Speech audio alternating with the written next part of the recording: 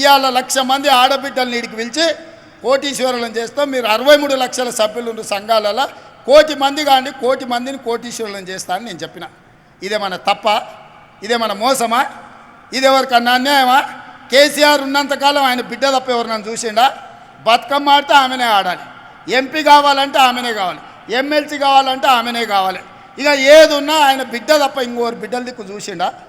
ఆయన బిడ్డ ఆయనకి ఎంత ముద్దో, మా అక్కల చెల్లెళ్ళు మాకంత ముద్దు కాదా? మా అక్కల చెల్లెళ్ళు బాగుండాలని మేము కోరుకుంటే తప్ప? మీ సోదరుడుగా వ్యవసాయ కుటుంబం నుంచి వచ్చిన నేను నల్లమల్ల అడవుల నుంచి అచ్చంపేట నుంచి హైదరాబాద్ వరకు వచ్చి ఇవాళ ఒక వ్యవసాయం చేసుకునే పిల్లగాని ఆ కుటుంబం నుంచి వచ్చినోని నేను రాష్ట్ర ముఖ్యమంత్రి అయితే చూసి ఓర్వలేకపోతున్నాను.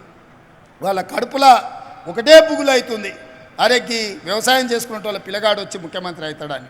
దొరలే కూర్చోవాలి నా కుర్చీలా, వ్యవసాయదారులు కూర్చోవద్దా అని నేను అడుగుతున్నా. ఎందుకు ఇవాళ ప్రజలు మాకు తీర్పు ఇచ్చారు, మాకు ఓట్లు వేసారు. 93 లక్షల మంది మమ్మల్ని ఆశీర్వదించి ఆ కుర్చీలో కూర్చోబెట్టారు. ఏమన్నా అయ్య పేరు చెప్పి కూర్చున్నానా? విరాసతులు ఎవడన్నా పుణ్యానికి ఇచ్చిండా? లేకపోతే ఎవరి ఇంట్లో నన్ను ఉంటే రాత్రి కూడా దొంగతనం చేసిన మా అక్క? బాజాబ్తా ప్రజల దగ్గరికి వెళ్ళినాం, ప్రజలకు చెప్పినాం, ఇందిరమ్మ రాజ్యం తెస్తామన్నాం, కాంగ్రెస్ అధికారంలోకి వస్తుందన్నాం, 6 గ్యారంటీలు అమలు చేస్తామన్నాం. ఆ మాట తెలంగాణ ఇచ్చిన సోనియమ్మతోని మీకు చెప్పించినాం. సోనియమ్మ మీద నమ్మకంతో, కాంగ్రెస్ మీద భరోసాతో ఇవాళ ఈ ప్రభుత్వాన్ని ఏర్పాటు చేసిండ్రు. మీరందరూ మీరు వేసిన ప్రభుత్వాన్ని, మీరు గెలిపించిన కాంగ్రెస్ను ఇవాళ పడగొడతామని చెప్పి ఫామ్ హౌస్లో చిందులు వేస్తున్నారు. నేను అడుగుతున్న అక్కలారా, చూసుకుంటూ ఊరుకుందామా? లేకపోతే సలాకి ఎర్ర గాల్చి పిర్రల మీద వాతలు పెడదామా? మీరు ఒక్కసారి చెప్పండి.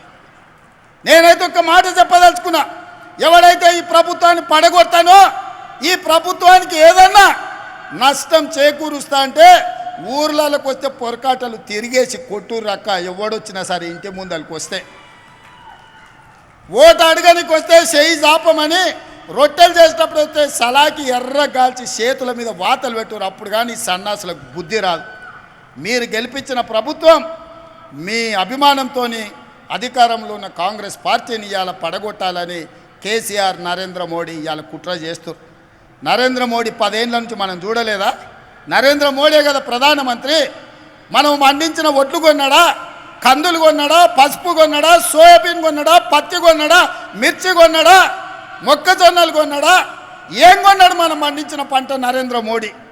ఏం కొనకపోను రైతు వ్యతిరేక నల్ల చట్టాలు తెలిసి అదాని అంబానీలకు అమెజాన్లకు దేశాన్ని 70 కోట్ల రైతులను తాకట్టు పెడుతుంటే లక్షలాది మంది రైతులు ఢిల్లీలో ధర్నా చేస్తే తుపాకీ తూటాలతో కాల్చి చంపినాడు నరేంద్ర మోడీ. అలా మన ప్రభుత్వాన్ని వడగొడతా అంటుండు, మన రైతులను ఆదుకున్నాడా?